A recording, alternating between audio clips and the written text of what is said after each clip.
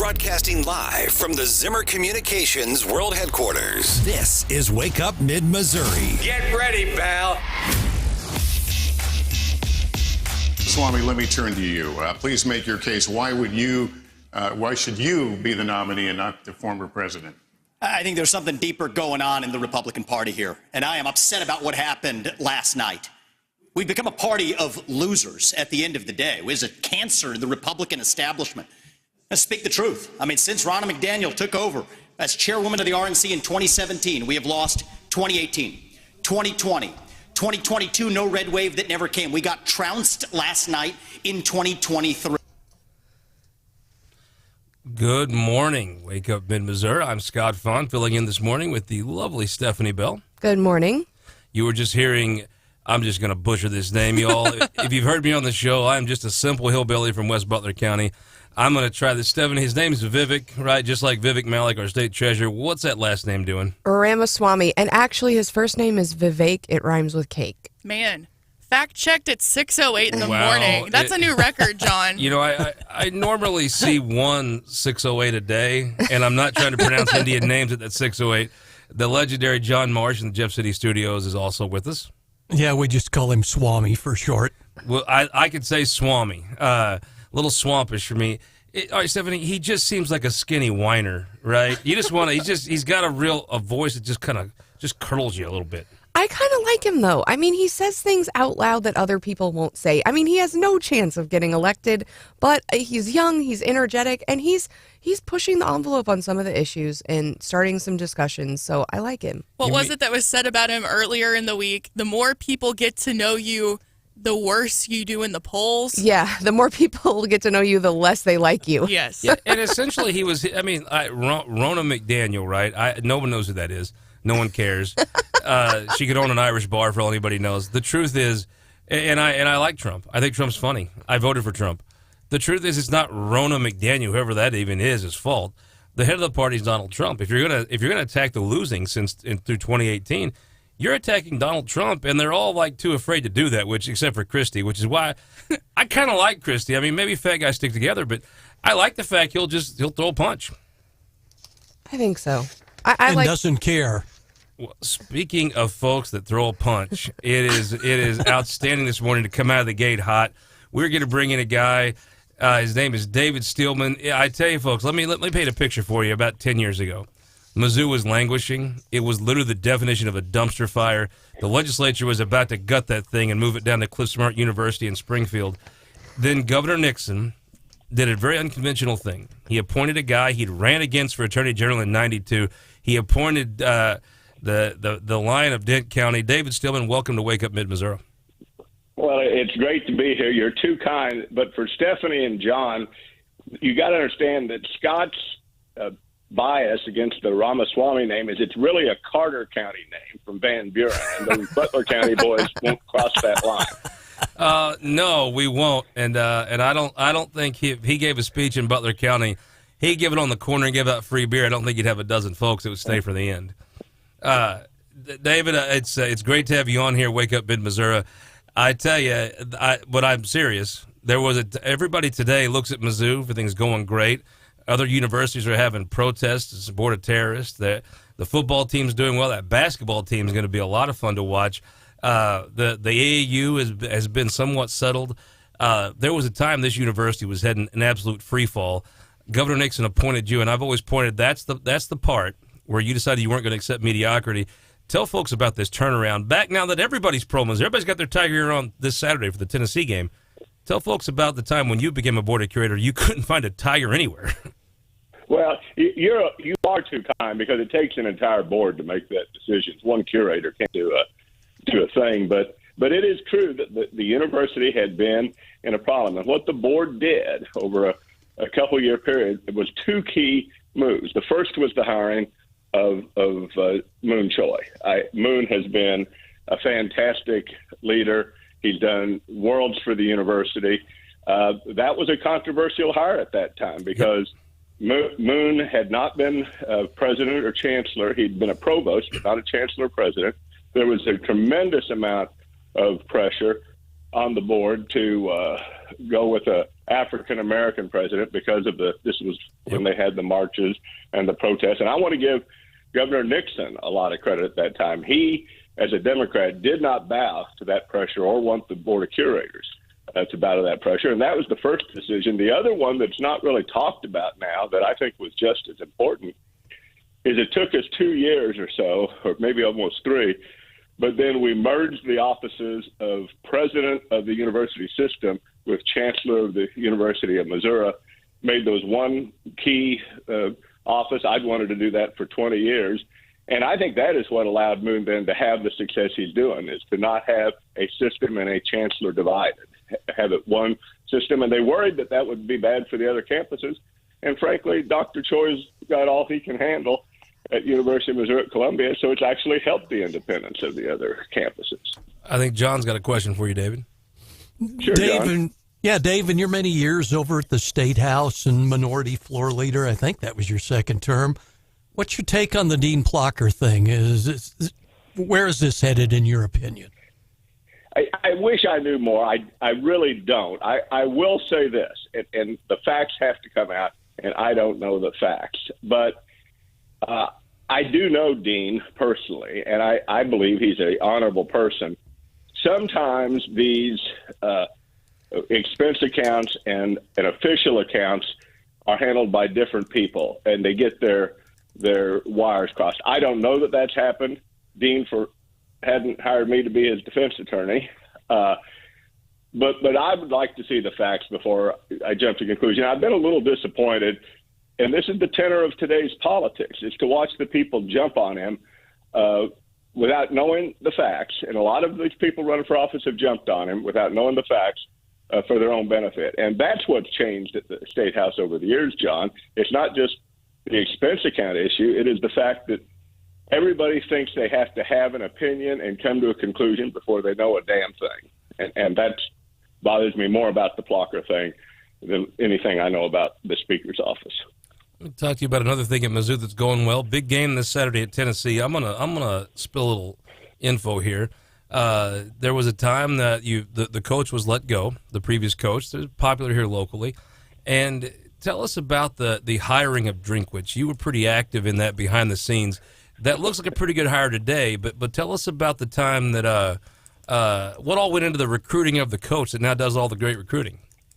Well, that is actually, and that story, there have been articles written on that story. The board really overstepped its bounds. You know, proper governance. And Stephanie being up there, you hear this all the time about the board's got its job. Don't get into other people's job. Let the athletic director do his job. But the search that was run, and President Choi was very new at that time, came back with some candidates that, frankly, the board found underwhelming. And in a conversation, I said, I'm not, they gave us their guy, and I said, I'm not voting for him. They said, we have to vote for him. You can't have a dissenting vote. They didn't know David Steelman. They didn't know me as well as you do, Scott. And I said, I'm not voting for this guy. And so, and he was a good guy, but that's what finally led us to Eli Drinkwitz. And again, people said he had never been a head coach at a Power 5 university, kind of like the same criticism of President Choi. He'd never been a president or a chancellor. And they said Drinkwitz never been a head coach at a Power 5 university. And again, just an observation on higher ed, the worst mistakes that higher ed makes is they are so risk averse. They will not take a risk. They will play it safe all the time. And that was 2 cases where that board took risks. And I really think those risks that have been proven to I don't think anybody argue with me now. 2 pretty damn good bets. Yep. I think you're right. Well, so what's next for Mizzou? What's the next big thing? I know, that we need some funding for the reactor. We've got the new Life Sciences Center. I mean, where do you see the university heading? You know, a dear friend of mine who I was on the board with, Don Cubb, says the worst thing a former curator can do is start acting like he knows things that he doesn't know. And the university changes so fast, and things change so fast in the university. So let me tell you what I would like to see out of the university rather than where they would go. Is that okay, Stephanie? Oh, sure. I'll cheat a little bit on your question. I think that we are now seeing in this country the complete evisceration of the idea of the elite university, that somehow the education is better at these private elite universities. What they really are, J.D. Vance called Harvard a hedge fund with a networking tied in, and I thought that was generous. They have started to breed an entitled group, and it's not just all ideologically left. An entitled group that is, if Vivek Ramaswamy, who went to Harvard, wants to complain about where this country has gone wrong, we used to have people appointed to the Supreme Court like Sandra Day O'Connor or Rehnquist, who had actually practiced law and did not gone to Yale and Harvard. And I think what the University of Missouri should do, along with other great public universities, more than anything else, is take a very close look at how it recruits and how it lets students in. It ought to be defined by who it allows in and not who it keeps out, like the elite universities do. And the modern public university ought to finally divest themselves from chasing this elitism that, frankly, if you ask David Steelman the problem with the country, I would say that that elite networking is right at the heart of it. Stephanie, I hope you didn't go to Harvard. Oh, I sure didn't. I went to Mizzou, M-I-Z. I ain't never met many folks in Ivy Leagues I liked, I tell you. David Steelman, thank you so much for joining us. I sure enjoyed the visit. No, I did too. It's great to talk to you guys. Thanks. We'll be right back after this. Coming up at 6:30, Secret of Missouri's Mayor Ron Fitzwater is going to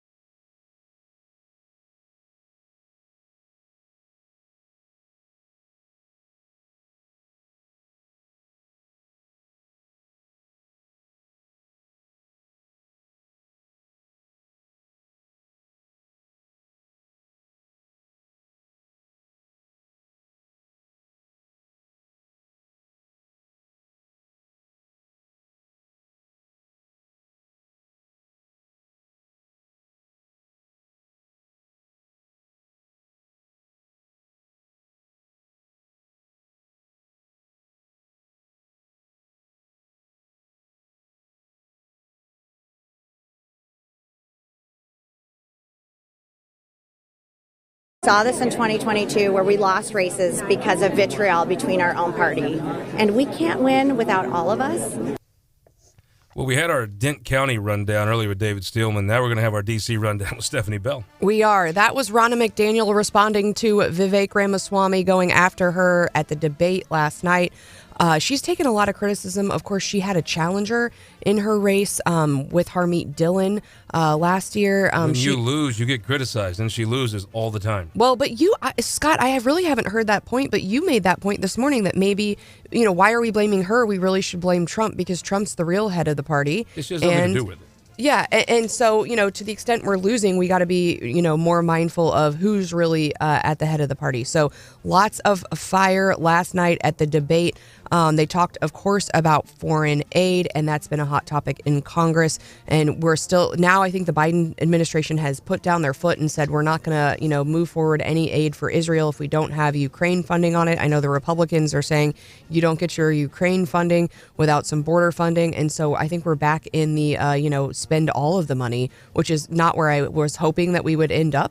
But it was a hot topic last night at the debate. All the candidates obviously support funding for the conflict in the Middle East and for Israel. They were more varied on funding for Ukraine. And I would, we've already sent so much money to Ukraine. And I think that's where a lot of people are, is like, let's just, It is so interesting, though, the folks that say, no more money for Ukraine, but give all the money to Israel. Because what they were saying was, we can't afford to send money to Ukraine.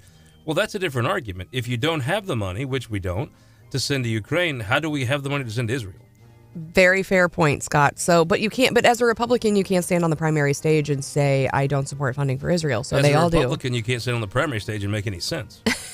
You can make sense. Come on. I'm not seeing it. They did. And one of the other topics, which I was hoping to hear about, which we did hear some about, and I really like Nikki Haley's stance on abortion. She had a more, I would say, moderate approach in the first debate, her response, which kind of drew some criticism. But last night, when the other candidates are talking about federalizing abortion, she said, she kind of went all federalist on us and said, no, each state can decide. And, I hope the states make the right decision and choose, a pro-life stance, but, leave it up to the states. And I kind of like that. There's a reason I don't live in California. There's a reason you don't live in California. There's a reason I live in Cole County, not Boone County. Oh, come on.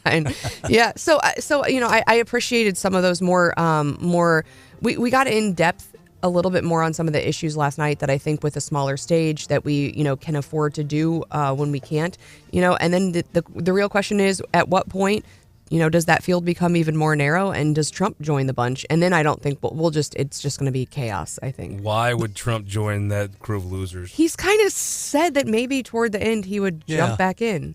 Why? Why would you go? Why would you go join that crew of losers? I don't get it. Hannah, as the young folks say today, you do it for the plot, right? Trump just loves the sparring. Yeah, sure, Stephanie. Okay.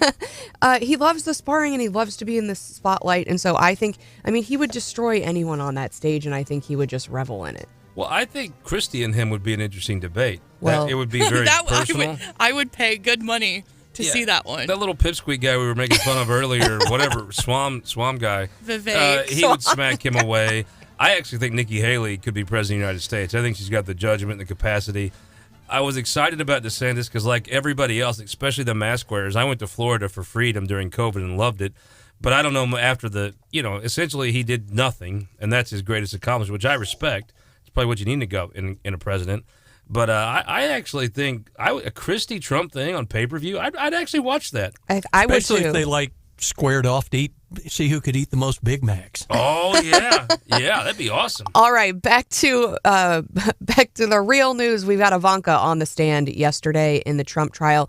I guess. Oh yeah, she's a serious person. She took it seriously. She testified about some loans she received and about her position as an employee in that Trump organization.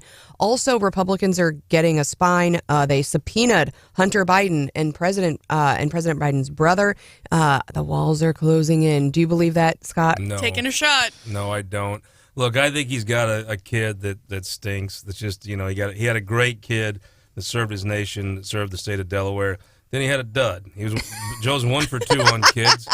Look, it's one of those things where when I see something I want to see be true, I get real skeptical. Would I love to see Joe Biden have a crisis and not win re-election? Yes, I would, for the betterment of this country, for the betterment of my F-150's gas tank. I would love to see him not be president. I just don't see it. I think it's people seeing what they want to see, and then it's some people like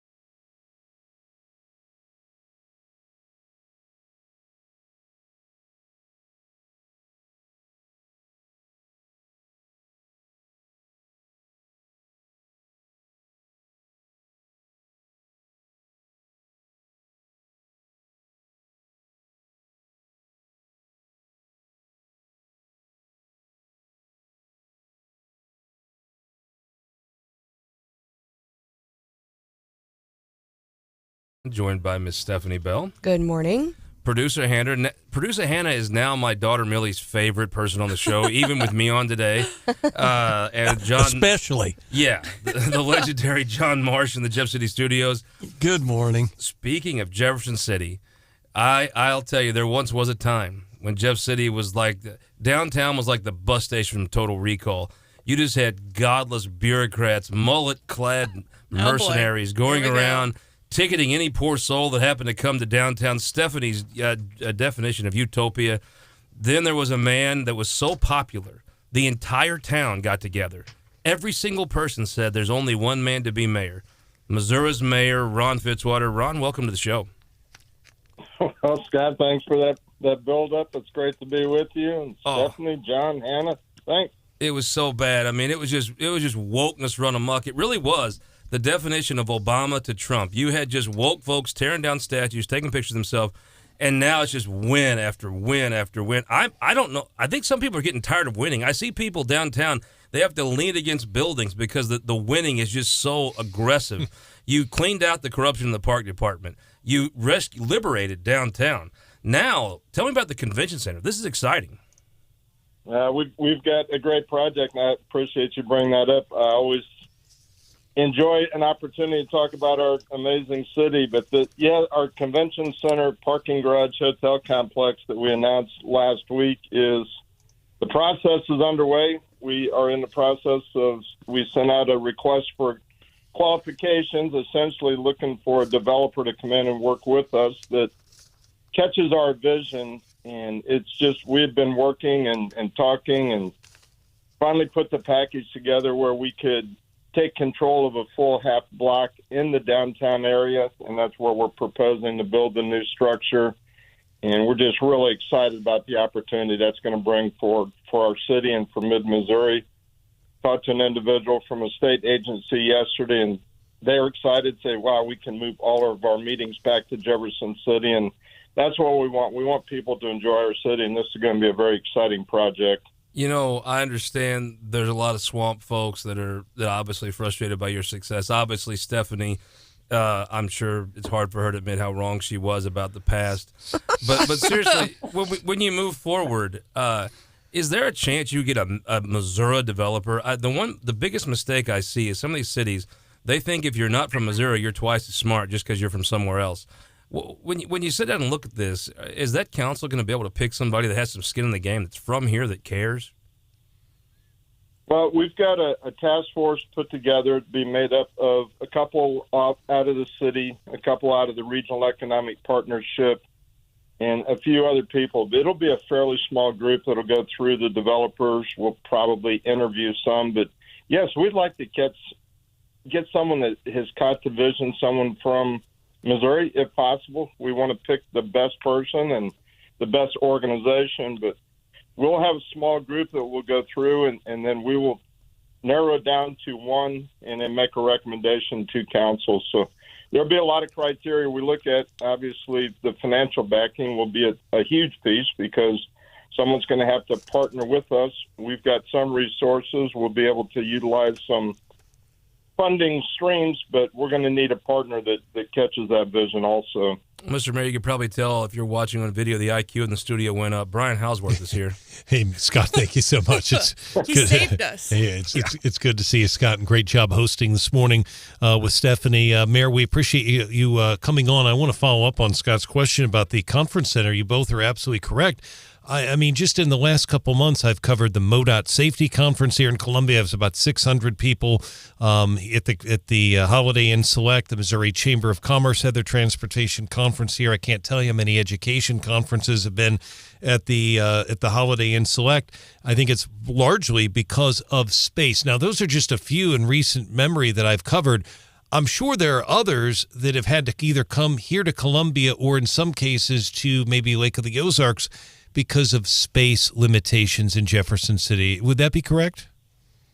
That is absolutely correct. I mean, my pharmacy association, we do not have facilities big enough to be able to bring my annual convention. Now, we do our legislative day here, but we can't bring our annual convention. And there are many associations and, again, state agencies and organizations like you talked about that cannot come to our city or have been to our city and have not liked the accommodations they had and have moved out. So we think this new facility is going to rally organizations that want to come back to their capital. You'll be able to see the capital from the facility. It'll be across the street from the governor's mansion, close to restaurants, bars, retail shops, and we just think it's a win for the entire community, and we're so excited to continue with the project. We're joined by Missouri's mayor, the mayor of the city of Jefferson, Ron Fitzwater. John Marsh, I think, is going to step in with a question. Yeah, Ron, I know this is something we've talked to you about before. Longtime Jefferson Cityans have watched the battle for a conference/convention center go back all the way to the 80s and shot down by this administration or the council and all. I guess the question is, we're from Missouri. Show me, is this the time it's going to happen?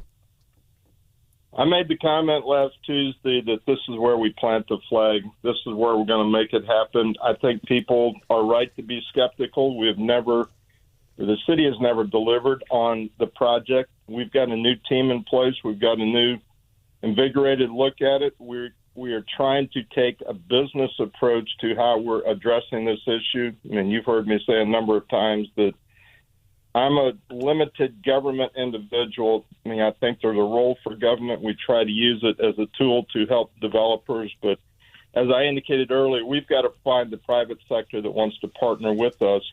We're going to deliver this time, and we've got a lot of excitement, but we've got a business plan. We've got a spreadsheet. We're hitting target dates, and we've got a very aggressive timetable, and we're going to hold to that the best we can. And we're going to have a center in a couple of years. Well, and I think, the thing that's most exciting for me, having spent a lot of time working with downtown businesses and, seeing that downtown Jeff City post-COVID, there's a lot of vacancies. And it breaks my heart because we said bye to some really good businesses. And Jeff City's not the only community. I've spent, quite a bit of time this week, especially in downtown Columbia, and they've got some vacancies too.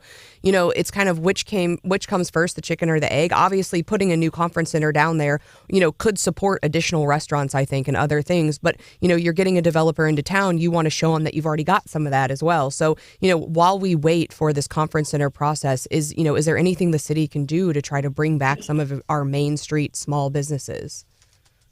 Well, we're going to work with the Downtown Association. We've got a great group there. As you indicate, the 200 block of East High Street, we've got a lot of empty buildings. But as I talk to the partners that we're working with in the task force, if we were private sector, if we were Disney, we would buy up the 200 block of East High Street because that property is going to be a gold mine when this project comes through. So we think we're going to attract. I mean, there was an exciting announcement, kind of floating through Facebook yesterday from our favorite coffee shop in town, a new restaurant coming to town next year. And, we just think there's going to be more and more of that as this project, we start taking down the old garage, we take down the News Tribune building and get that site ready for the new facility. I think we're going to fill up the 200 block and even beyond. I mean, I think there's incredible opportunity for the private sector to come in and capitalize on what's going to be an exciting project. I tell you what, it feels as a downtown business owner myself, it kind of feels like it's just morning downtown. It has since you took office, but also, you have a business association downtown that was a little puzzling to me, but now you've got Kara Alexander Starks come in. I think she's been a breath of fresh air too. Yeah, Kara is an amazing individual. We've got a good relationship. Of course, we work together. Not a lot on issues at the Capitol because her clients don't intersect with us very much, but certainly know her from the Capitol, and she has done a good job with the Downtown Association. I think has brought a new vision, new leadership, and I went to their event last Saturday afternoon, tried to stop into some of the shops, and just people are really excited. I hear nothing but positive comments. The only negative comment I hear is don't build it too small, and we're gonna do the best we can on that site. And again, that's where we need some expert advice, and that's why I've tried to surround this project with people that understand what needs to be done, and then try to step aside so the professionals can do what the professionals do.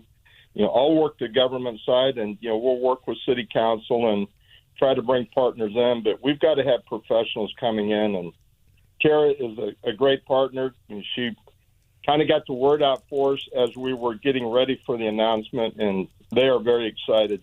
So, Stephanie, when groundbreaking happens, are you ready to say you were wrong and this is so much better than the losing? Winning is better? There's only one person in this studio that has supported downtown from the very beginning. And I've been There's only one person on this show that's liberated downtown, and that's Missouri's mayor.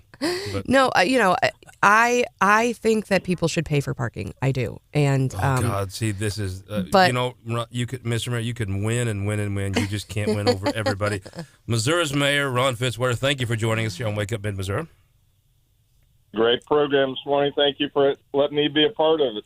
We're going to be back at about 7:09. We're going to have the woman that I think is the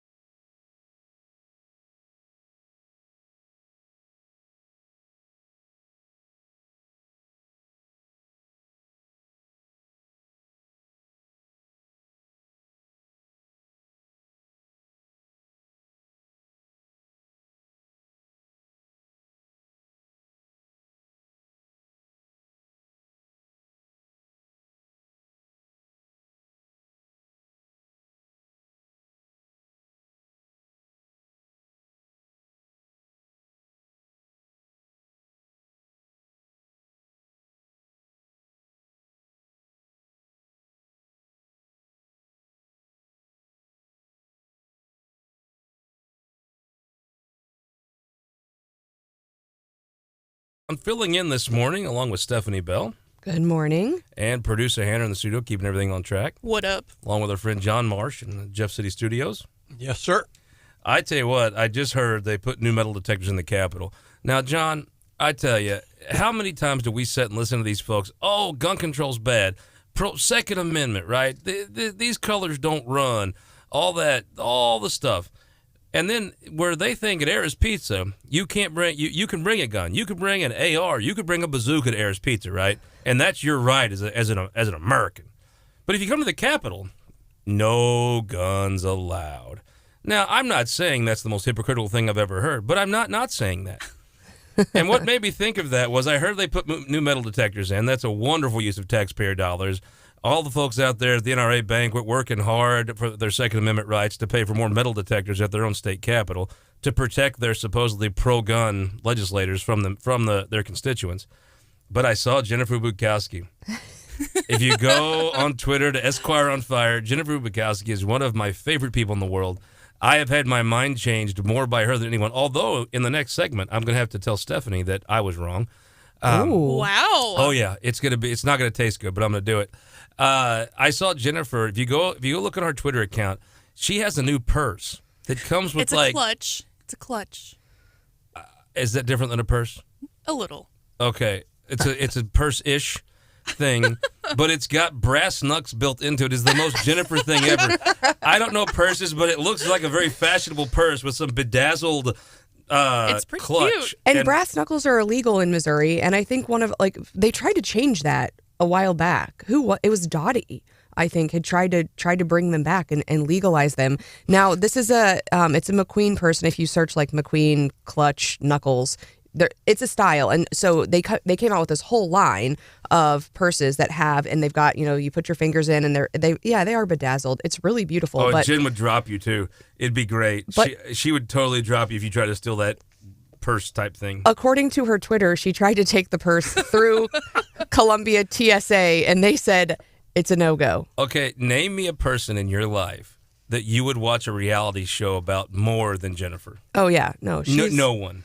Yeah, she's a brilliant. Maybe Stephanie. Yeah, I've advocated many times they should have a reality show together. But I think, honestly, Stephanie, I love you, but if I had to pick one, I think I would watch just Jennifer going through life doing things like knocking out folks that try to steal her purse type thing. Well, she is going to D.C. And, the other thing I think is I think once I took mace to D.C. because I was going by myself, and, you can't carry mace in D.C. legally, which I found out.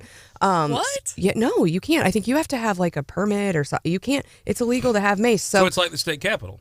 It is, I think. Well, I'm sure they have a bunch of Second Amendment fans there too, or they just have hypocritical ones in Jeff City. But she is going to D.C., so you would want to be able to protect yourself. But apparently, she can't take the purse. I am excited for her, and I know she'll come on Gary's show on Tuesday mornings, and she's going to the big Federalist Society event. It's always a huge hobnob. What are you East Coast people thinking of to torture us, rule people with now?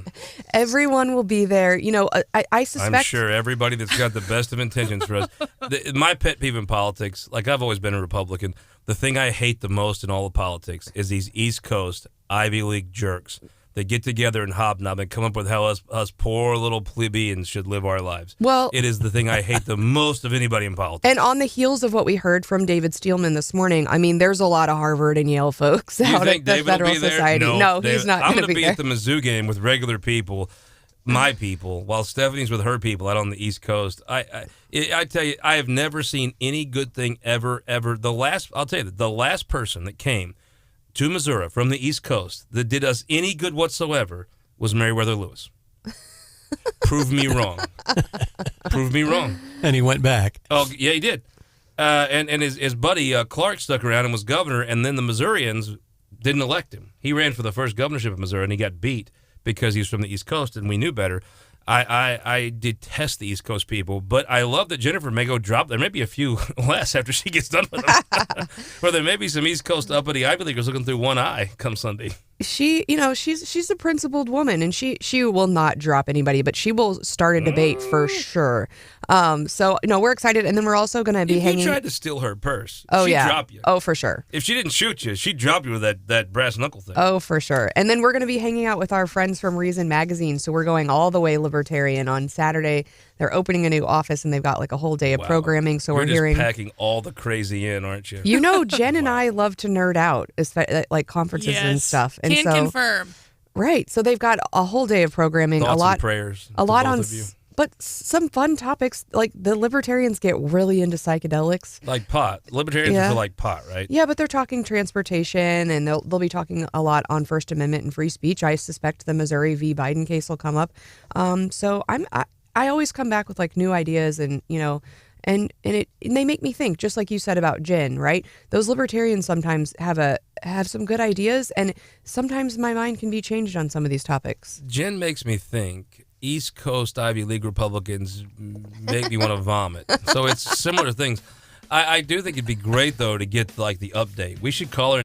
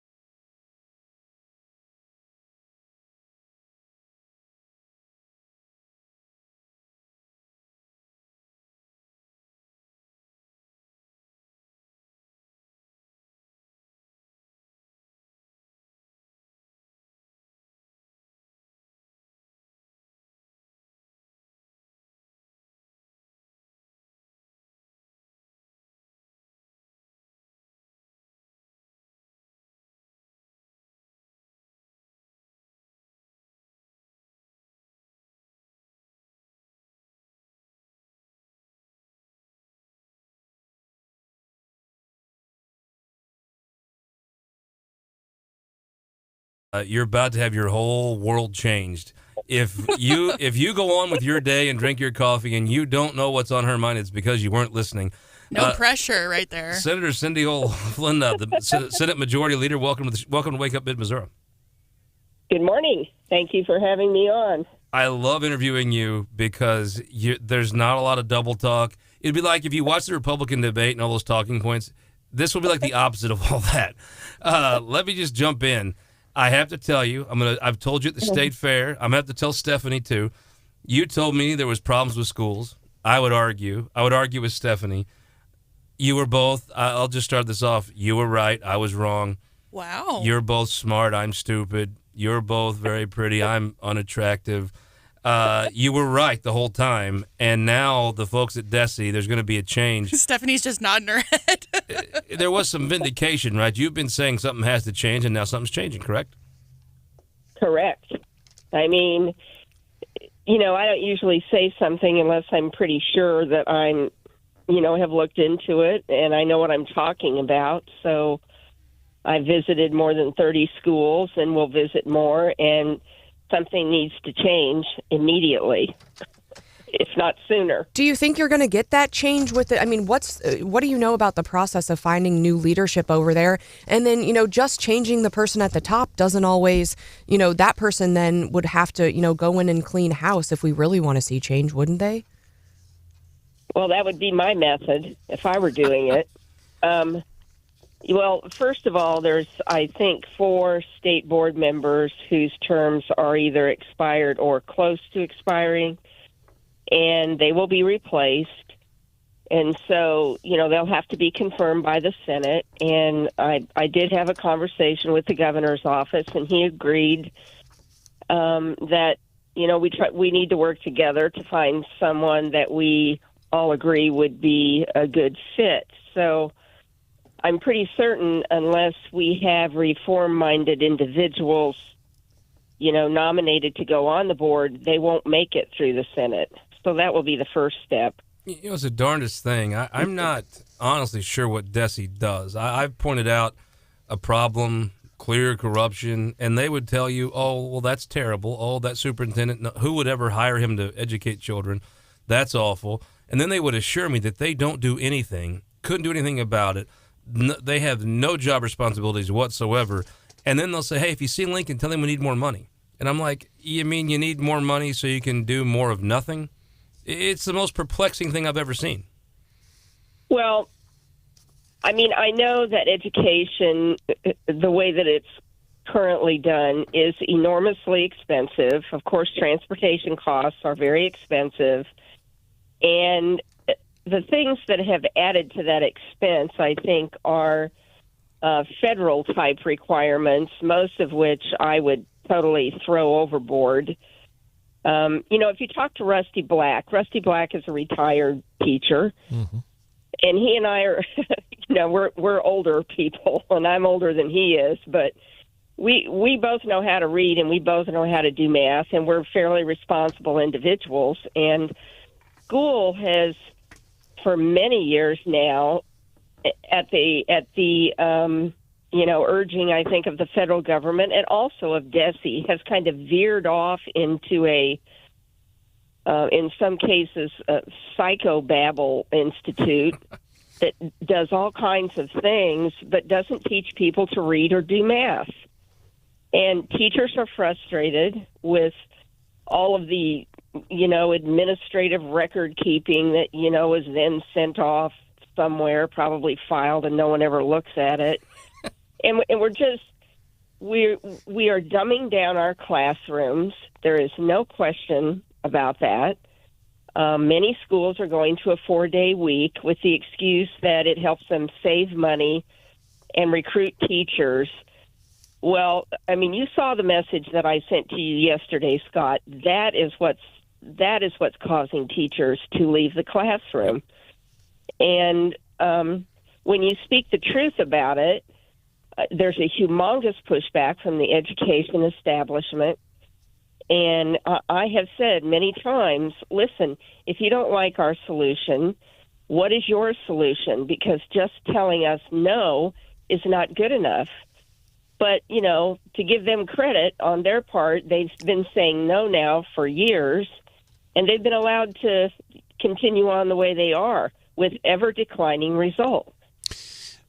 Senator, thank you so much for joining us. This is a very fascinating discussion. I would point out, even though it was a Republican bill from Bill Reibold, the former state representative from Neosho, it was a Democrat governor, Jay Nixon, that signed the 4-day school week into law. A lot of people forget that. He did sign that into law.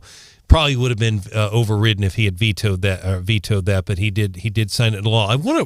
You're talking about funding. And you're also talking about education. There is a candidate who ran for office in North Missouri last year. She lost her race. Her name is Jess Piper. And she just posted this on Twitter a few minutes ago. And I'll just read it in its entirety because this really kind of sums up the issue about funding. She writes this, quote, Jess Piper, quote, if Missouri legislators claim to not have the money to fund public schools properly, we are 49th in the nation for funding. How can we fund the hundreds of other private and religious schools they are now shoving in the mix? Question mark. Seriously, how will that work? Question mark. End of quote. That tweet from Jess Piper, former candidate on the Democratic side in Northwest Missouri. Senator, your response to what Ms. Piper's saying? Well, first of all, is Ms. Piper a retired school teacher? Because I get that response from a lot of people who have been in the education field, and I'll just quote the guy that sent me a message yesterday who said, every time there's extra money or schools have been given, especially in the last few years, what seems to be an endless supply of money, and many of them have taken the money and put in new football fields and all-weather tracks and all kinds of things, but it doesn't seem to make it to the teachers. So there's no disputing that we have spent more money every year, and I know that they're going to ask for another $250 million this year in this year's budget, which I'm absolutely opposed to. Where in the world do you spend more money to get less results? I do want to follow up on that very, very quickly because I know others have questions, but you're saying DESE is going to come back and they want $250 million more in funding? Did I hear that correctly? Well, I believe that's what I read not long ago. So, yeah. And you're chair of the Education Committee. It sounds like you're a no vote on that. Well, I'm no longer the chair of the Education Committee because I'm the majority leader. So right. I had to let go of that. She's kind of chair of the floor now. Yeah, chair of the floor, but you have a lot of clout over those committees. So you're saying you're definitely going to vote no, I take it. Well, I'm certainly going to have a talk with Lincoln Huff. Okay, fair enough. Thank you, Senator. Senator, talk to us about what we should expect for the next session. It was no secret that you bumped heads with the conservative caucus, the Chaos Caucus by any other name. They said they've disbanded. Do you buy that? And what does 2024 look like in the Missouri Senate? Well, I'm praying about that every day, and I'm not kidding when I say that. I think that we will have times of being productive, and then we'll have times of chaos. And, I'm trying to talk to each of the senators, and I was reading a quote that was put forth about the conservative caucus. First of all, I was a member of that group. Most of the people in there I'm friends with, but it's the method that I don't approve of. And I think if you look at the results, most of the time, many of the things they want to do are actually the same things that the rest of the people would agree to do or even want to do. But they create a lot of dissension by not working on relationships. The Senate is all about relationships. And I think most of the people in there, if you sit down with them and talk with them, you can find common ground and you can get things done.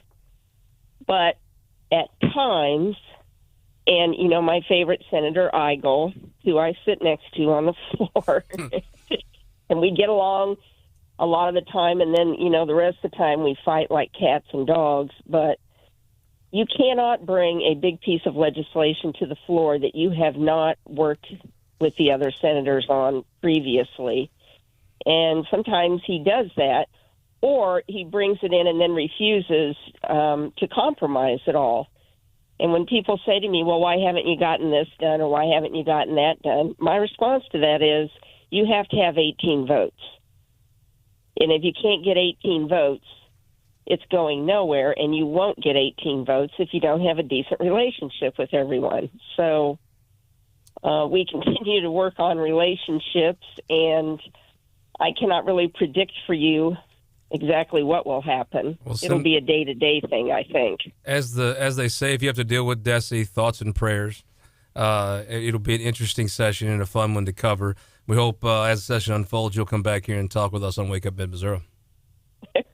Thanks for having me on. I'll certainly do that. Thank you. I told you all you wouldn't wonder what she thought when she was done talking. But me, there's one thing when I hosted this show I was committed to do, and that is to get my daughter's favorite segment, What's Hot with Hannah, on at 7:25. So, Hannah, I think it's time we have to bail out of this so we can make sure the train's run on time. Yeah, we might even be early if you mess around. Boom. Success.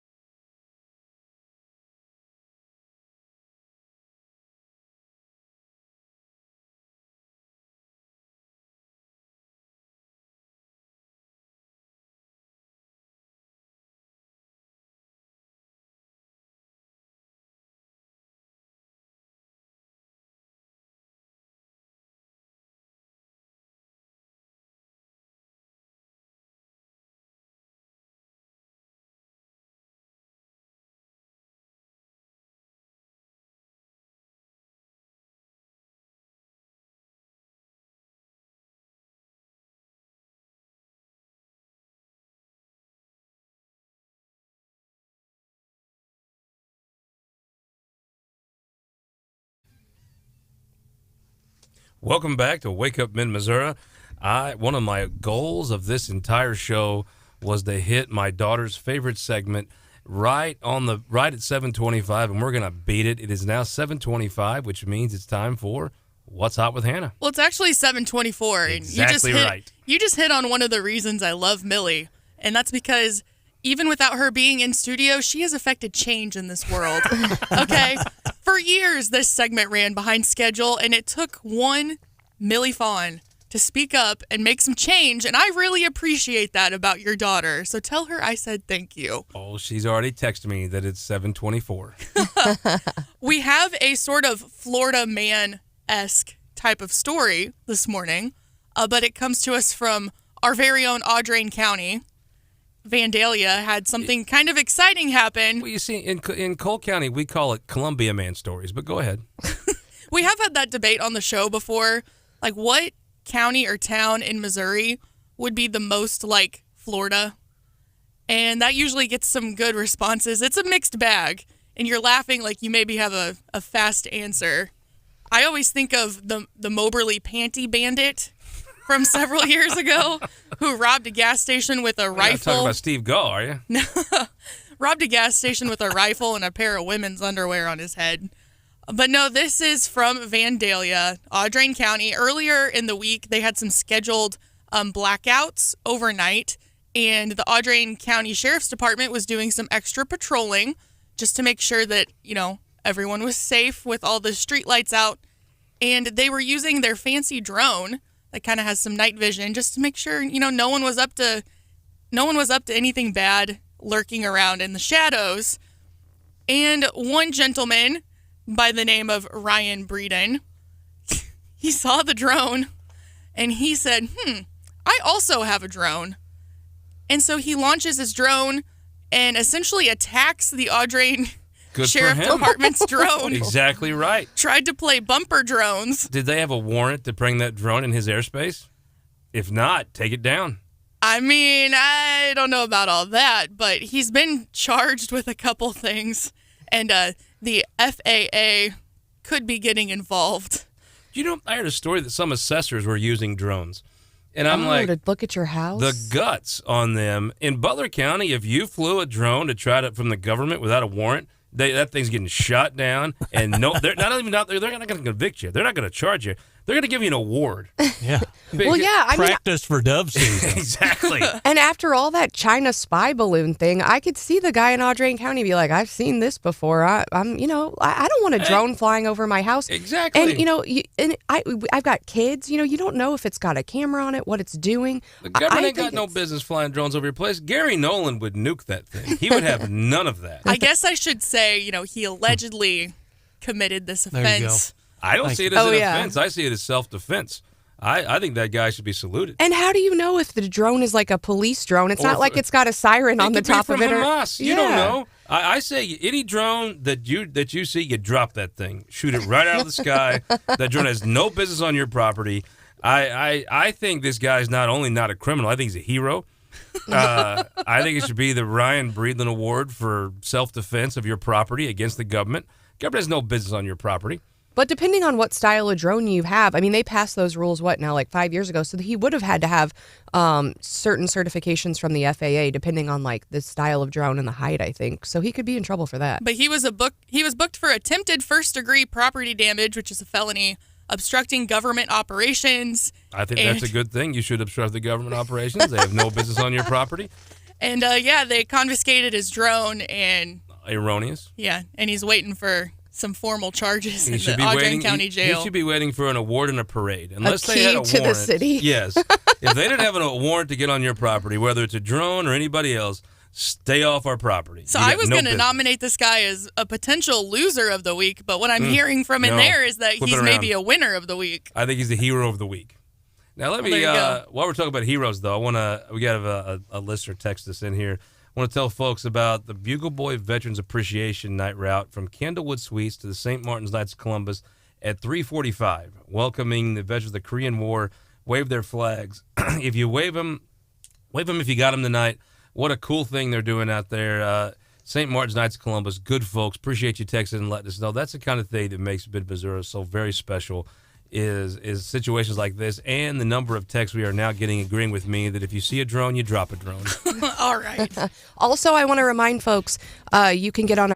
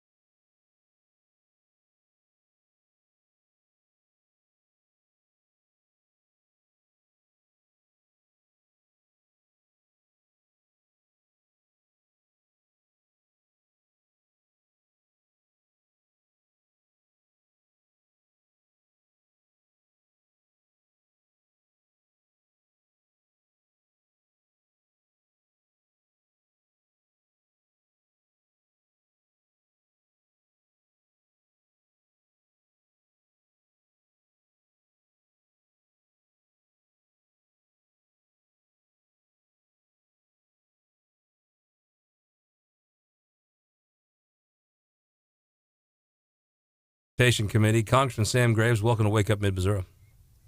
Thanks, Scott. I appreciate it. So you got a new speaker, right? How's he settling in? Yep. He's doing all right. Mike's a friend of mine. He obviously got the consensus, and he's just, to be quite honest with you, he's a nice guy. He doesn't have any enemies, and he's settling in very quickly, and he's putting his team together, and we're back to regular order. We're back to getting our work done and getting the appropriations bills completed. When I think of Missouri, I think of Sam Graves, and when I think of Sam Graves, I think he probably had to be very unhappy of 3 weeks of going to Washington and doing nothing. Yeah, it's exactly what it was. It was, unfortunately, it was a very small group of individuals that had personal vendettas against Kevin McCarthy, and they put that into motion. And we we were forced to go through that process, and it did take 3 weeks, and literally nothing got done as a result. Transportation Committee, that is such a big deal to chair. Explain to just a guy driving a truck today in Moberly how big that could be for our area. It's a big deal, and we cover all modes of transportation. So not only highways and bridges, but that's pipelines, all inland waterways, all the ports, railroads, aviation. It covers. It has jurisdiction beyond that. We have all of the United States Coast Guard under my jurisdiction, and all public buildings. So everything from the Smithsonian to the USDA building in Kansas City, Missouri, is covered under my jurisdiction. So it's a very big committee, and obviously it deals with everything that moves in this country. So whether it's a person or a product or even services, they all move. Everything gets transported from one place to the other. So as a truck driver, obviously the last mile to that destination is across our highways. So that's obviously very important to our delivery folks and to the truck drivers, and because usually it's by truck.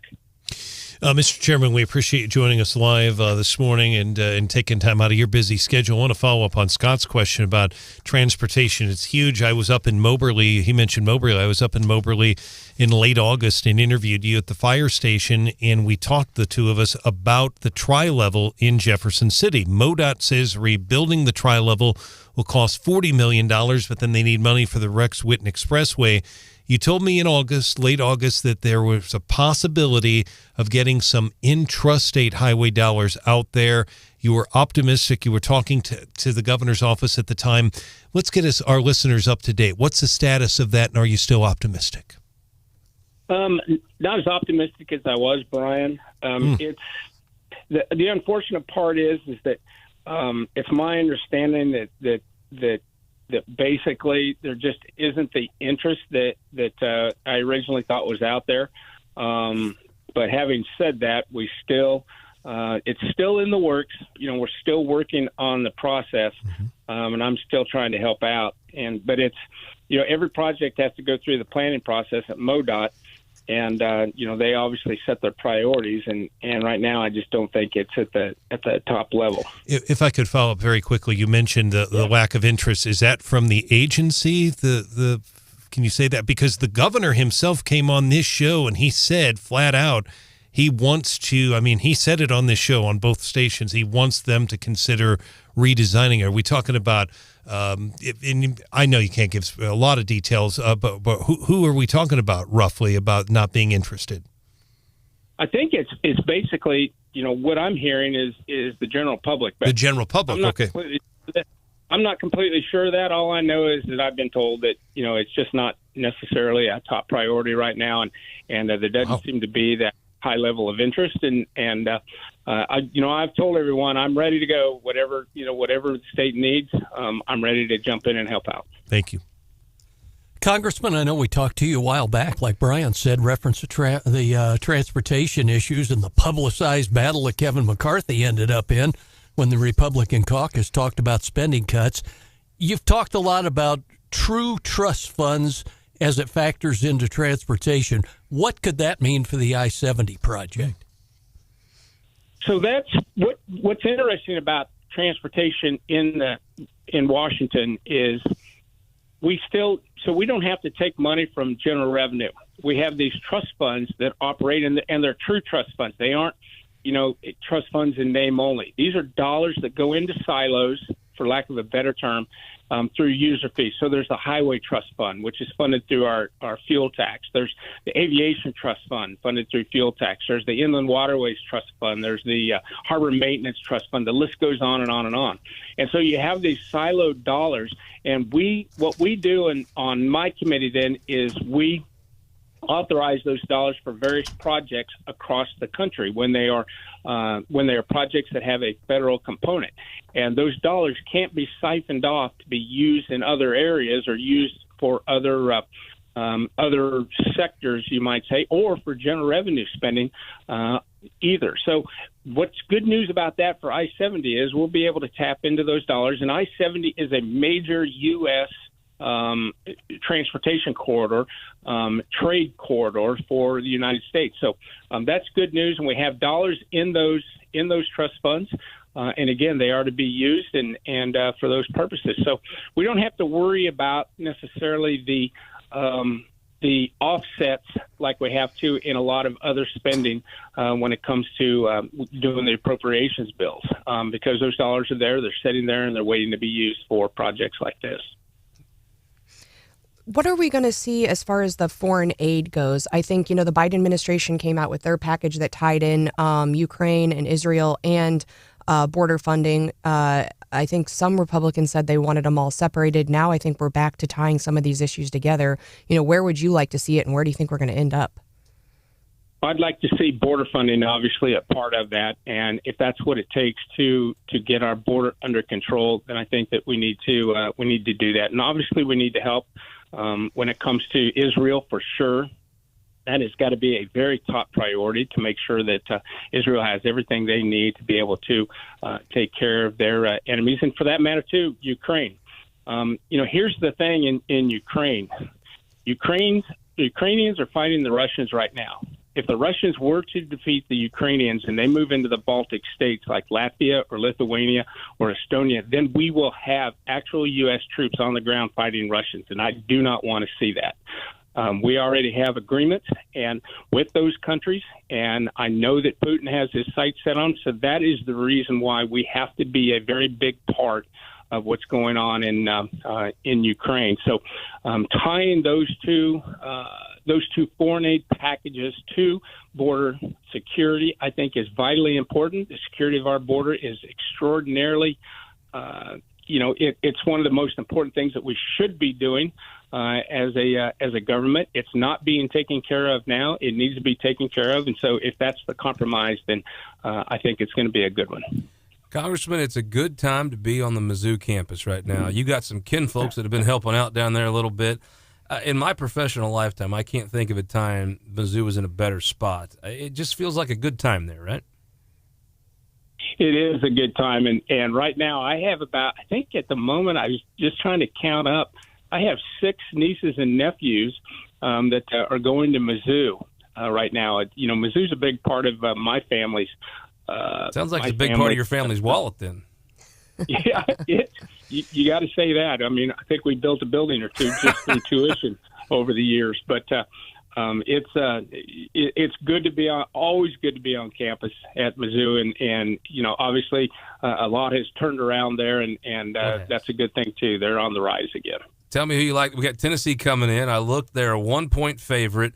I mean, it's going to be an exciting Saturday in Columbia. Who do you like? So, who do I like? Yeah. Obviously, Mizzou. I think so too. I feel like we're catching them at Tennessee at the right time. I feel like there's a big, there's a groundswell that I think is going to do very well for Mizzou. I think both we're catching them right and they're catching us wrong. And I like our chances Saturday, which we're going to talk about that. One of your constituents, Kurtis Gregory, coming up in the next hour. Oh yeah. Well, we should have. It's unfortunate that we lost that LSU game. We should have won that game, and we had obviously had a better record. And Georgia, that's just going to be a tough game no matter what. We came close last year, but we ran out of gas. But we're looking good. We really are. Well, Congressman, thank you so much for joining us. Always appreciate it. Thank you. Thanks, guys, very much. Thank you. Congressman Sam Graves, the chairman of the Congressional Transportation Committee, probably the most influential Missourian in Congress. John, what do you have coming up for us after the break? A tiny house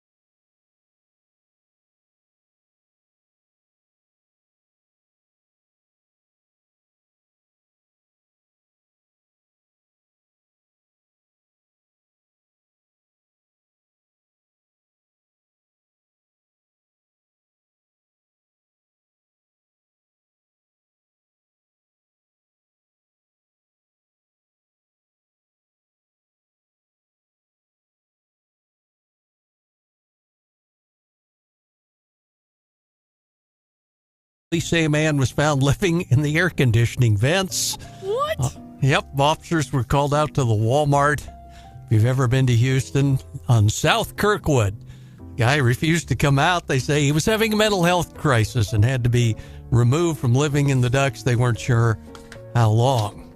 Lots of these going on. Supermarket in Nevada, man lived in the store rafters for a week, took food from the deli. Another one, an employee was using his cubicle as a bedroom for over a year because he couldn't afford to pay rent in L.A. Terry shared a story, said living at work improved his quality of life because he saved $20,000 and freed up the time and money to travel and pursue his interests. You know, Chuck Ferguson used to live in his office in the Capitol in Jeff City, but, you know, it was easy for him to wash his hair, you know, because he could just take it off and put it in the sink and then put it back on. So it actually worked for him in an odd way. One more of these, a guy and a teenage boy living in another Texas Walmart. This kid built secret campsites hidden behind rolls of toilet paper, lived in the store for more than 2 days before being discovered. And the last guy lived in the mall, wore diapers to avoid being caught, and lived off Mrs. Fields cookies, Dippin' Dots, Auntie Anne's pretzels, Orange Julius, and stuff out of the dumpster. Bad life. That sounds Rainforest Grill. delightful. There you go. You throw some Snickers in there, and you're speaking my language. You know, other than the fact that he wore diapers. Okay. Yeah, that's pushing it a little bit. I have to say, I've waited till now. I've wore a vest in all morning. Oh, my goodness. You know, speaking of the weekend and fun, I guess what was it last weekend? Talk about living in diapers. Or trophies. Southern Boone, they came across the river, two games in a row to play Blair Oaks. Ted LePage put a little whooping on him both times. The second time he didn't hold back. He was very accommodating to the Ashland people the first time, but the second time he tripled them up, right? We were hanging in there till about halftime in the first game. The second game I didn't get a chance to monitor. You didn't hang in much the second game. District football title on the line tomorrow night in Wardsville. Oh yeah, the Blair Oaks Falcons. I'm wearing my shirt from last year's state championship. Does the Southern Boone doesn't have a shirt like this from last year? That's right. We have a baseball state championship. Hey, that's awesome. That's great. Hey, the Pintos are still in it. You know, I do know two people on the Pintos last state championship team. It's Caleb Jones and Alex Tuttle. Of course, that was in 1998, 99, 97, something like that. But I do know if you go to Burgers in California, the good one, not the one Stephanie travels to, then you could see the picture of the state championship team up there. You could see Burger House. Yeah, you could see the Caleb Jones cameo right there. But no, I think it'll be a fun night tomorrow night in Wardsville. I do believe Moberly's next up to get whooped, I think. That should Elias be a good Capital City and the Jeff City Jays all in district title games as well. Isn't that interesting? It's a fun time of year for football, and nowhere is playoff football more fun than Wardsville. Now, I'm curious, John and Scott, if you've heard that Misha for the district title games, they're doing electronic tickets through an app. Yeah. Has anyone seen this? What could possibly go wrong? Because I don't think it's just the California game. I think it's probably everywhere, but I've not heard of this in other seasons. I could speak with very good knowledge of this because, look, not to brag, but Blair Oaks girls won the volleyball state championship as well. Oh. And my daughter has a friend on the team, Kendall, and so she's went to all the games. And, yes, you have to go buy the ticket on this app. And while that's annoying, and I do think our friends here at Mission sometimes make things more complicated than it has to be. Like with the Houston volleyball team playing a charity tournament for cancer research. That was awful. It's just they overthink things a little bit. But the app, I don't like it, but I can figure it out if I have to. And so my daughter can figure it out easily. But there are some grandparents I've seen trying to get in the game as the volleyball game was starting. They were quite unhappy. They were trying to give them cash money in America with President, Lincoln's face on it, and no. I think honestly that's the they thing. gave in. It's not like the app is an option; it's the only option, right? I actually think there was someone with some sense from the school that just said, "Okay, you know what? Just come on in." Yeah. I think, and you know what? That's where you need a little more Andy Griffith, a little less Barney Fife. I do think they just broke down and said, "You could just come on in. We'll figure out the $6 you owe later." But yeah, it is that. But look, I'm not trying to just wedge in again that Blair Oaks won another state title. They may have to build another building just for the state championship trophies. I don't know. I just think like if you were to ask people like what's least popular, like Misha becoming the new ticket master. Yeah. Like the Misha ticket master. Can probably you not imagine a if good- Misha tried to sell Taylor Swift tickets? It could be the end of days. Well, Misha is also selling live video streams, like now. Isn't that cool though? Now that's the thing. I think if we're going to give him grief for this overly thought out ticket thing, what an awesome thing! Because how many folks I've watched this. Brian Williams, a senator, his partner Lindsay, she's a Clayton volleyball coach, and Clayton came to Blair Oaks to get whipped at volleyball once, and I was trying to FaceTime it, and it was a mess. So I love that Misha's doing that, and I've heard the stream's actually pretty good quality. And it's like $10 or $15. It better be. Well, still, it's available. And shout out to Tony because in Southern Boone for the younger kids, we've got a dad who will show up to the games and do it on Facebook. And it has been just so wonderful because I have an aggressive travel schedule. Yes. And but also I have other kids. So sometimes I'm at the soccer field and I've got a different kid in a different city playing football. And it has been so nice to be able to, tune into the Facebook Lives and watch the game and stay up on it. Well, my youngest brother-in-law is still in high school, so of course their game is in Odessa this Friday night, and that's a long hike from California, Missouri. So some of the family's going to be streaming it. California, Missouri. Cool. I'm not familiar with that. I know there's a California, Missouri, but I'm not familiar with this. We're Missouri. getting hate this morning.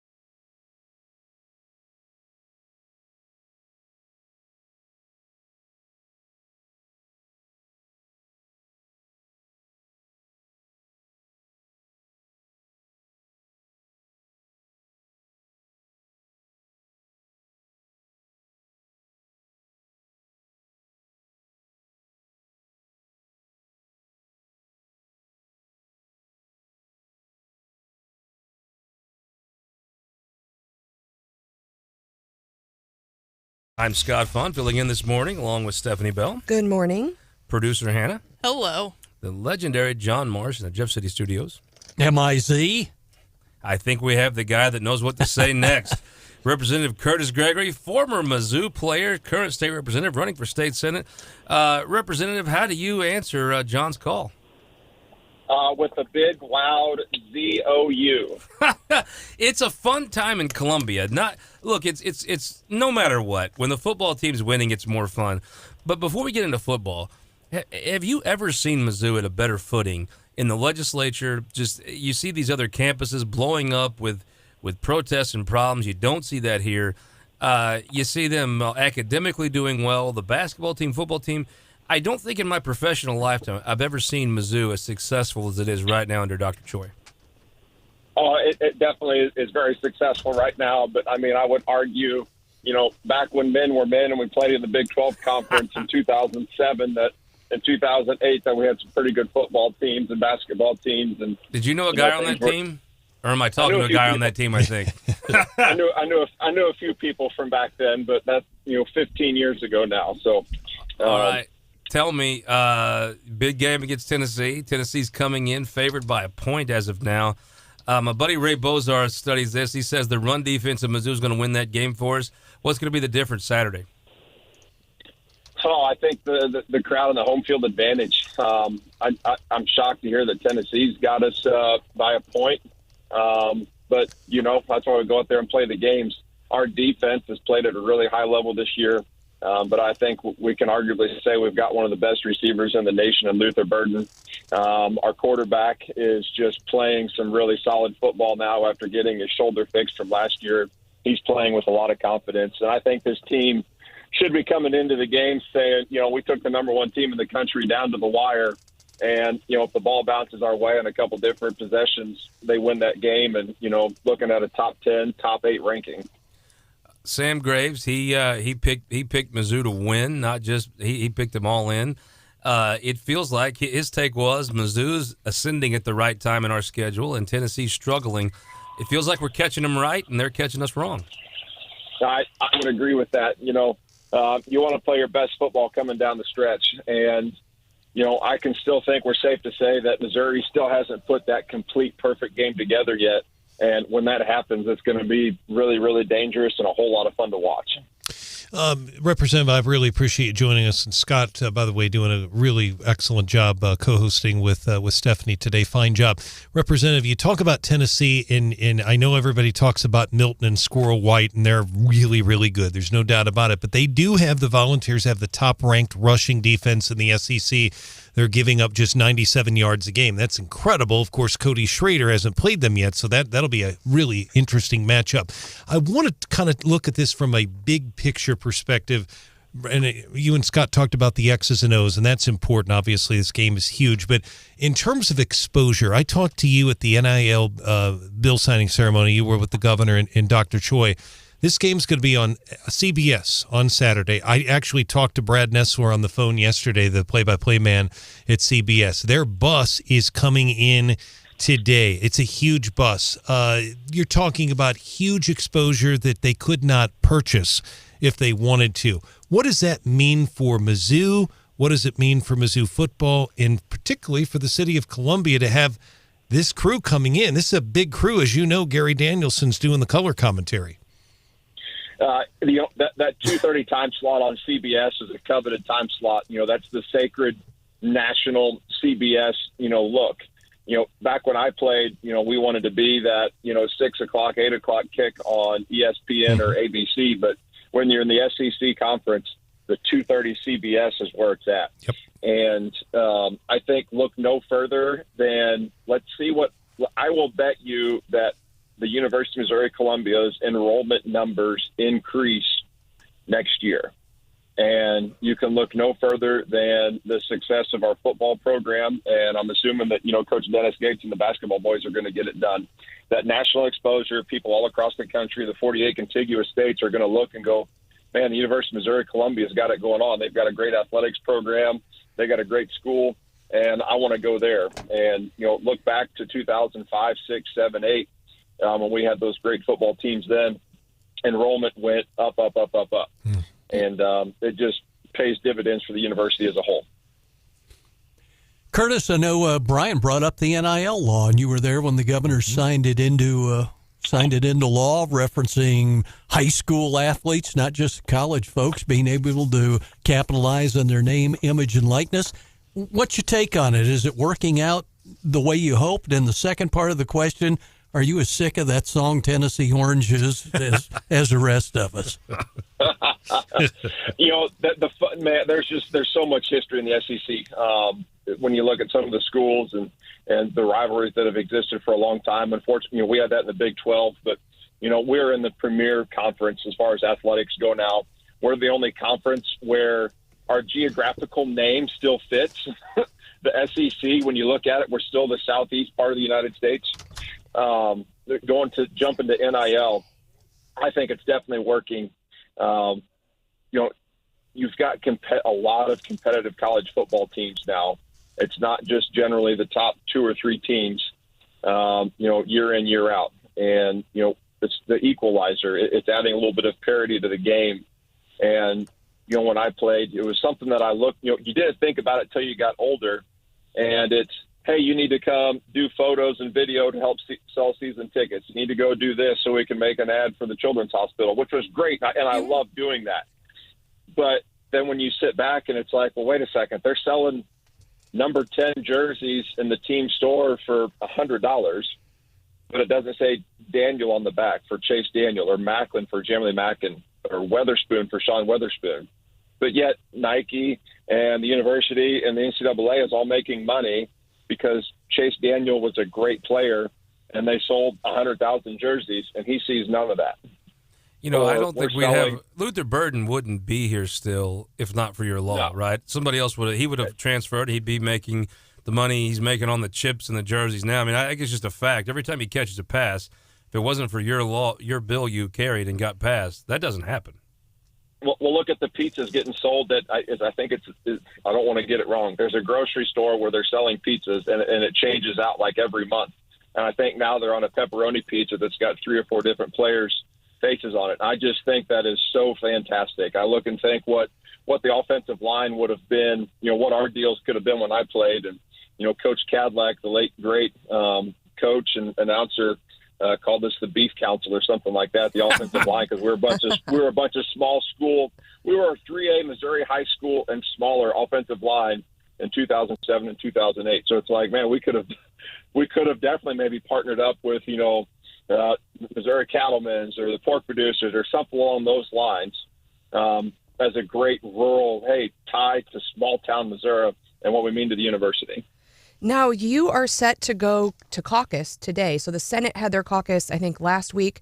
House is caucusing today. What is your feelings going in? Are you optimistic? You're going to earn that money this time. Are you going to just, I hear a lot of, and I don't want to say complaining, but from the House saying, well, we did our best, but it was the Senate. Is there going to be some strategy in how to work with the Senate or get your priorities through the Senate this year? There's always strategy. There's always plans.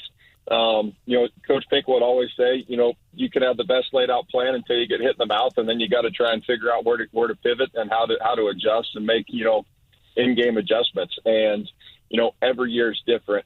I remember my very first year down there when we were trying to get a few tough things done, and everyone's like, oh, we're not going to get anything done this year. And you go talk to, seasoned veterans and people that have been in the building and around Missouri politics for a long time, and they said, every single year, people say we're not going to get anything done, but every single year we figure out what log is holding up the jam of logs moving down the river. We get that issue figured out, and then things start flowing when we get things done. So I just always go into every year being optimistic. Hey, we're going to be able to get some priorities done. We're going to do some good things for the people of the state of Missouri. And I look to be that same way this year. I think we're going to get some good things done. I don't know what it's going to be yet, but I think we're still going to get some great things done. It's almost like maybe some common sense rural Missouri farmers should run for the Senate. Well, that's what we're trying to do. And, I go out there every year, regardless of the forecast, and I go plant my corn and soybeans.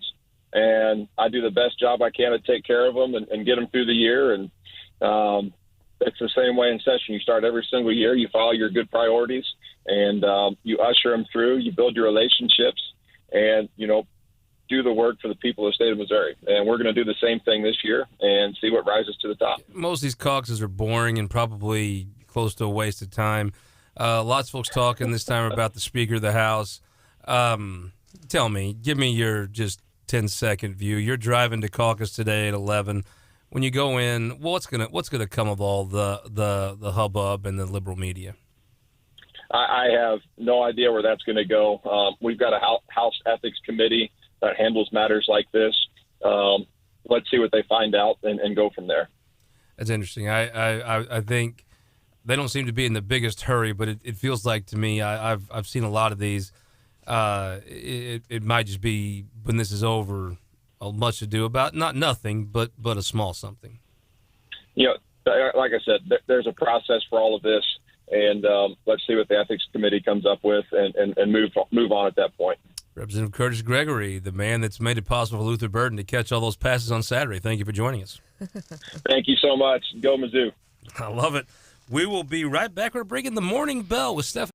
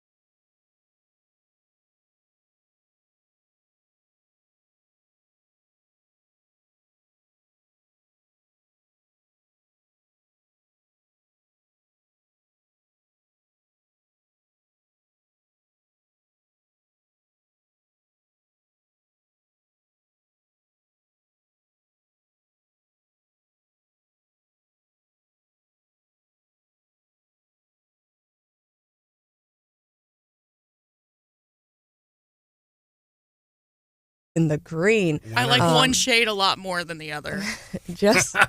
just slightly up. So it looks good as the market prepares to open. We're going to keep the Morning Bell local today. There's a big event happening in Columbia, in mid-Missouri. And it's getting some coverage, but I want to go. And so I've been, there's people who've flown in from all over, and I've had the opportunity to meet lots of folks. And we were talking to Representative Gregory about the impact of the university. He said, I think enrollment is going to go up next year. I happen to agree with him, but the number of people who are doing just incredible things right here in Mid-Mo that I've met, people that I hadn't formally really been in touch with in Columbia, and I've been hearing their stories. How'd you get into business? How'd you end up in Columbia? How'd you make this home? And so many of them are from somewhere else, and they said, I first came to Columbia to go to Mizzou, to go to the J school, to do this, and I enjoyed Columbia as a student, and you know what? I never left, and I decided to make this my home. And so, not only and so when we talk about, the good things that Mizzou's doing, and Scott, how, the whole perception of the university has changed, I think, we have to recognize the impact on the community itself of that university. And so that's been really exciting. So on the Main Street front, we've got a business in town, Permanent Equity, led by Brent Beshore, and they've been doing another event, Capital Camp, but that's more for like really serious, I think, investors and people in like private equity. This event was all for small and medium-sized businesses. They're calling it the Main Street Summit, and it is the quality of the production. I mean, Scott, you do TV and events, and it is incredible what they're doing. I was super impressed. Yesterday they were in the Missouri Theater, and they opened the show. They had a live band on stage. That's awesome. Kind of doing the intro and outro music. It was incredible.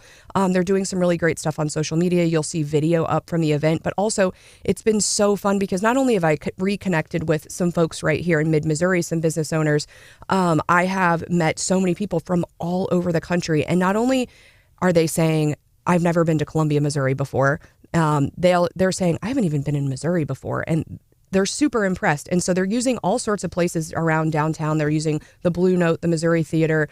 You've got Orr, you've got some of the art studios as kind of these conference breakout sessions. So it's a really fun way to show off mid-Missouri. And I think they want to make it an annual event. And I'm really hoping they do.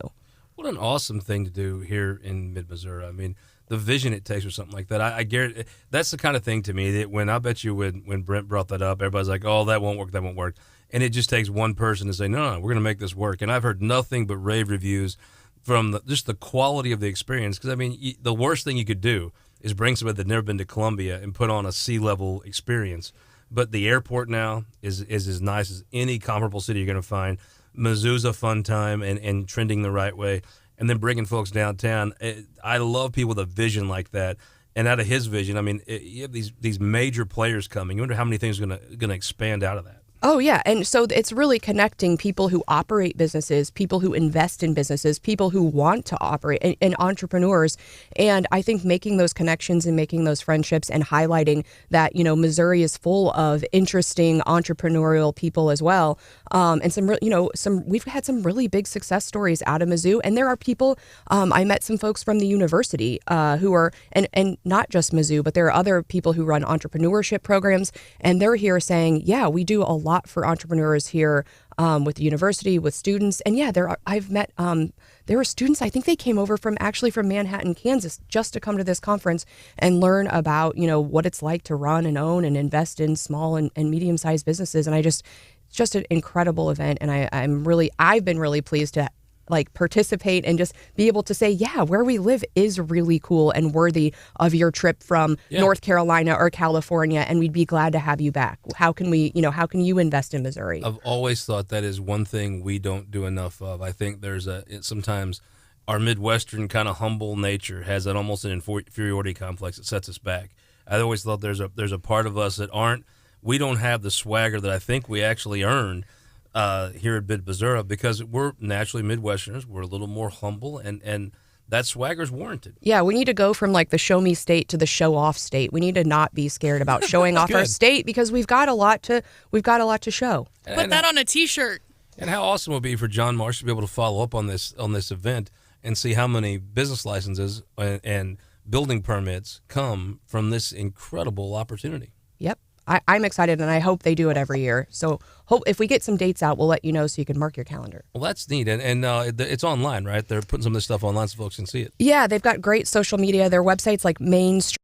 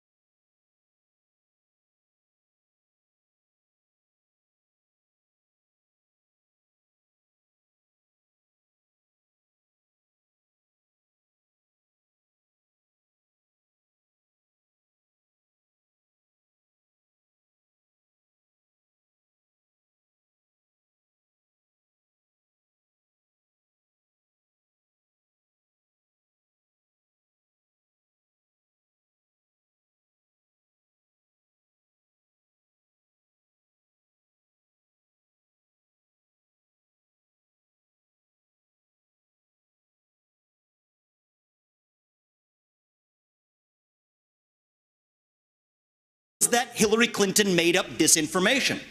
Answer the question. Go. I'll go. I think the real question here is you should just stop having these debates. Let's do a little prediction, a little opinion poll here. Hannah, should they even have a debate? Does it even matter? Is this a waste of time? I think until you're down to maybe 2 candidates or so, they are a waste of time. All right, waste of time for me. Stephanie, is this a waste of time? No, I like to see it. John, is this Stephanie a waste just of likes time? the drama. Well, with me, from the news standpoint, Scott, it's like, I don't have any choice but to watch them. And I might even admit to dialing back and forth against the Country Music Awards a little bit. But yeah. Yeah, I think Jelly Roll won the debate, if anybody did. But oh, man, it wasn't that awesome. That was so great. I love him. I mean, Jelly Roll should say, I'm now announcing my candidacy for president. And all right, so Hannah, I don't know if you even watched the debate, but if you didn't, I'm even more interested. Who won the debate? I don't think there was a winner, to be honest. I like Nikki Haley. I just think anytime she's on TV, I think she handles herself well. When I think of who could be a president, I think, okay, she could be president. Who won that debate? Yeah, Nikki Haley. She's my fave. John, who'd you like the best? Nikki, and your just scum comment was kind of entertaining. Yeah, that guy just I don't trust skinny people, and he's too skinny. And I also just think he's kind of a know-it-all, just weaselly. I'm just to be honest with you, just not. I've never been a fan, and I'm not a fan now. I've seen a theory on Twitter this morning, and it's that if Trump starts to publicly attack Ramaswamy in the next couple of days, then he's going to push him out. But if Trump doesn't say anything in the next couple days, Vivek might be looking like a VP candidate for DJT. I don't know. He had some bad moves yesterday, and I think the worst one was he brought up Nikki Haley's daughter. Yeah. And he said, if she's going to talk about TikTok, then she needs to check her daughter because her daughter's on TikTok. And I think that's just, I don't 100% mind the personal takes, but don't talk about people's kids. Yeah, I think, but that also fits him. He just seems like a sleazy, just say whatever at the time to win type of guy. I also don't think he means any of the stuff he says. The one thing about Trump I liked, except on abortion or something, I think when he said something, it's like, well, if you were going to be phony, you wouldn't act like that, right? Right. What'd you think won, Brian? I don't know if I thought Tim Scott really performed well, but I'll tell you, I really do. But I think for the base, the line to me was Vivek Ramaswamy turning his attention to Lester Holt and to Kristen Welker and saying that the Democrats would never have Greg Gutfeld host their debate. And he really let Kristen Welker have it on the air on live television last night. I don't think Kristen Welker is a particularly biased journalist. I don't either. But he said she was promoting and I've seen some of her stories, but she's pretty fair on Meet the Press, I think, overall. Yeah. I mean, but he said she was promoting that Russian hoax, and they all were. And he was really upset about that. But his big thing is, I think for Republicans, he said McDaniel's been a failure, that they've lost all these elections, and more or less said she's got to go. Brian, who do you think's failed? Is it this random person that no real person's ever heard of? Or Donald Trump, the head of the party, has lost his party that he's the head of, has lost a bunch of elections? I don't know, Scott. In Britain, I think they sack you for that. We are getting word this morning, though, on the fourth debate. So as much as you say it doesn't matter, they're already planning for the next one. True. And it looks like Megyn Kelly is going to host. And I'm a big fan of her. So Trump won't be at that. No, he won't. I think if Vivek Ramaswamy was the Republican nominee for president, I just saw some polling that shows Crystal Quaid versus Mike Kehoe, 33-38. Vince J. Ashcroft, 34-39. Against Bill Eigel, she's up by a point, 31-33, 34-33. I don't know that I trust any of that particularly right now. But if Vivek Ramaswamy is the Republican nominee, I absolutely think that race is a race where a person like Crystal Quaid is decidedly the underdog. And I don't know that I take any of these numbers all that seriously. I think that changes the whole dynamic, and all of a sudden she has a shot here. It goes from a 10% shot to a 25% shot, but it's real. I think he won't play in Missouri. I think it's phony. I was disappointed that they spent so much time on trying to call TikTok the boogeyman.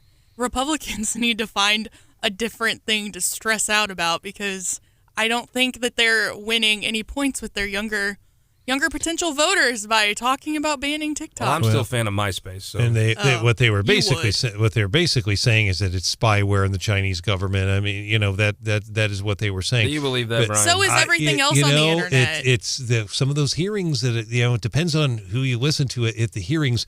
I'm fascinated by whether those polls are accurate or not that you just cited with Leader Quaid. If she is the nominee, and although there's a couple other Democrats running, Eric Morrison apparently is going to throw his hat in the ring too. Scott, she speaks Talented. to you, and she spoke to me. My audience at Missouri Net was primarily white, rural Republican voters, older. She always spoke to me. I mean, she was speaking to me, but she was actually speaking to the listeners. She definitely is available to do interviews, and I wouldn't take her for granted, but she's going to have to cut into those rural margins. She's going to have to cut into unless the Republicans cut into them for her. Well, that could be. Yeah. And I tell you, it's an interesting thing. I watched the elections this week. Ohio, it's so interesting to draw an analogy to Missouri. Mm-hmm. Ohio started off their pro-choice community with a very small change to the total ban on abortion, and it passed. And everybody was like, "Oh my God." They come back Tuesday and put it in the Constitution. You have a right to an abortion now in Ohio in the Constitution.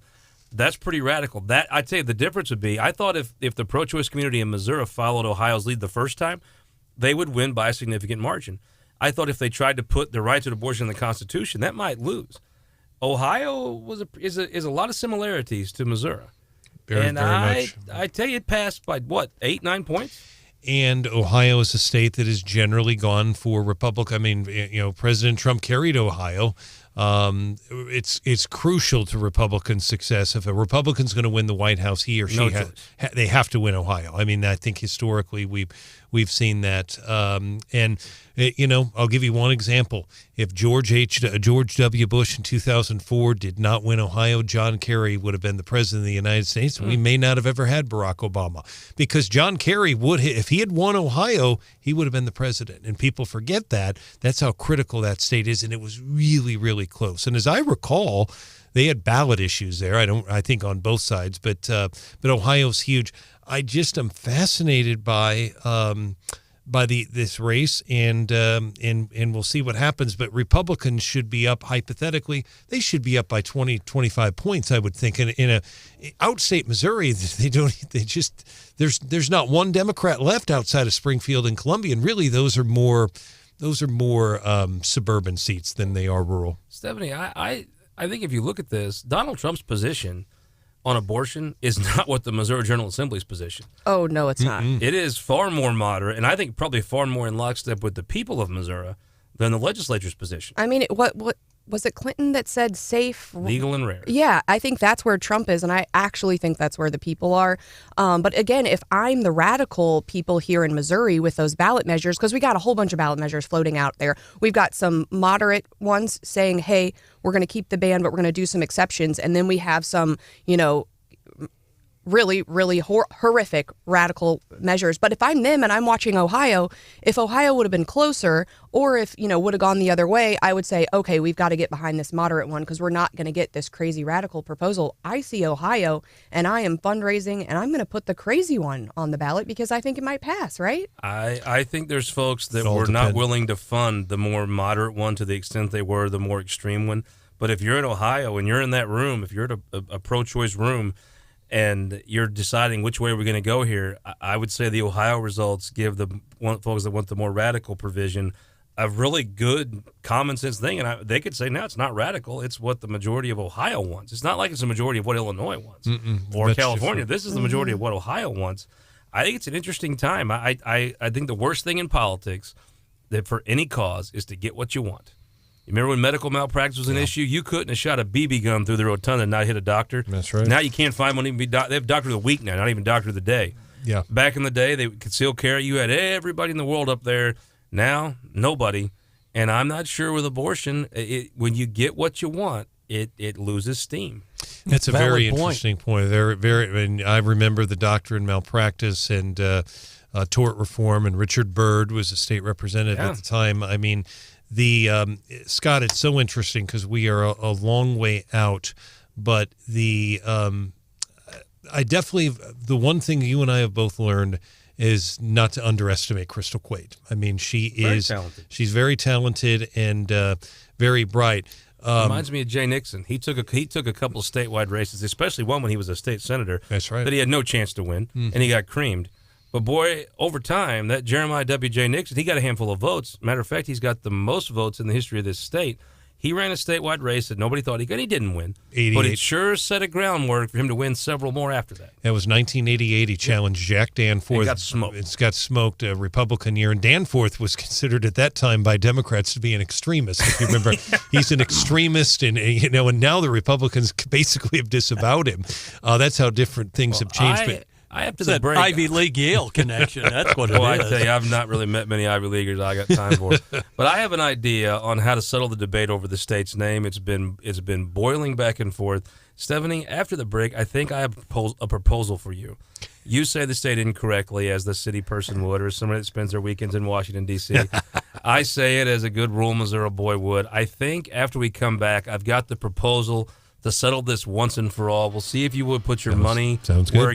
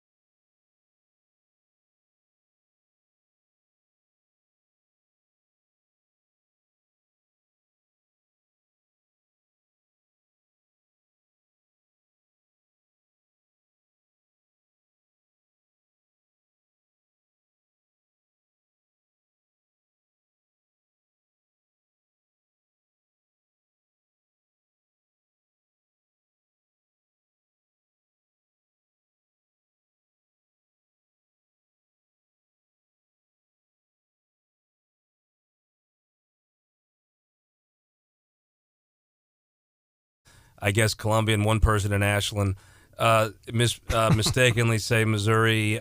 Real Missourians say Missouri. I have a proposal, Stephanie. Well, I think there's a great way to solve this. We have to be careful because we had Mark Ellinger on the show yesterday, and we got some legitimately angry people. Voicemails. Well, look, Mark speaks truth to power, and it probably does anger them. But Mark is right. He's the John the Baptist of this conversation. He's the forerunner. Stephanie, I have a proposal for you. Okay. You're a Southern Boone person, correct? Correct. I have children at Blair Oaks. I think the way to solve this is you take your very, elitist, erudite Ashland, Boone County folks. The Blair Oaks people, I believe it's their turn to come up and beat Southern Boone in Ashland. I think just the winner of the game, if Blair Oaks wins, you pronounce the state right. If Ashland wins, I'll try to start messing it up. I mean, how about a deal right here? Just let's solve All right. this. Yes. I like it. Coach LePage, a lot's riding on you. No pressure. We were in it to win it until halftime, and I think on our home turf we are on our way up, and it's time that we take What does down a participation the trophy Falcons. look like? I've never seen one personally. I don't think Coach LePage collects participation trophies. Well, It's all right, Steph. The Pintos lost in spectacular fashion earlier this season as well to the Falcons. It's frustrating. I believe it was 69-0. Well, it was pretty bad. Well, at least you got to see him play. I mean, that's nice. I mean, you got to see Coach LePage do his work. I think that's the way to do this. John, you got any leftovers for us? How about hashtag TBT on a Throwback Thursday? 2 words for you. Cedar City to the longtime south of the river folks. Maintenance begins today on the wastewater treatment plant in North Jefferson City, and they say for 3 weeks, guess what? Some throwback odor issues. If anybody remembers trying to sit through a movie at the Bridge Drive-In movie theater back in the day when the sewage treatment plant wasn't as nearly efficient as it is today. I got to say, speaking of Ashland, I have a shout out to Ashland. We went and watched Hocus Pocus, me and Millie and Gussie, at the drive-in theater. It was cold as it could be. It could not have been more fun. The popcorn machine at that drive-in theater is the best thing I've ever seen. It is an innovation in popcorn machines like no other. That Ashland drive-in is just 10 on 10. I just knocked down impressed by it. Lakeside Ashland, it has been so wonderful. We watched E.T. there last year. It was super fun. I've been to several events there, and yes, it is doing great things for all of Mid-Missouri. So thanks, and shout out to Nick Parks. Well, and to piggyback off of what John said about sewer lines, we sometimes talk about how when you work in a radio station, there's just weird stuff laying around. Yeah. You never really know what you're going to find. This morning, there was this little green, construction flag on my chair. And it says, "Caution, buried sewer line." So if you're watching us on YouTube or Facebook. And you got to put that picture online. You'll see what I'm talking about. It was just sitting on the chair. So I don't know what Brian Hansen was doing yesterday afternoon on the Randy Tobler show. But I have questions. And I want to know where the buried sewer line in the studio Well, it was is. on the seat, wasn't it? I mean, Yeah. Some things are self-explanatory. I have some leftovers. John, your stuff about Cedar City reminded me, and Scott, you've been saying, admitting that you were wrong. And I have to admit, I think that I was wrong because for years and years, they talked about doing that Adrian's Island project and putting the bridge over the train tracks out to that little piece of property.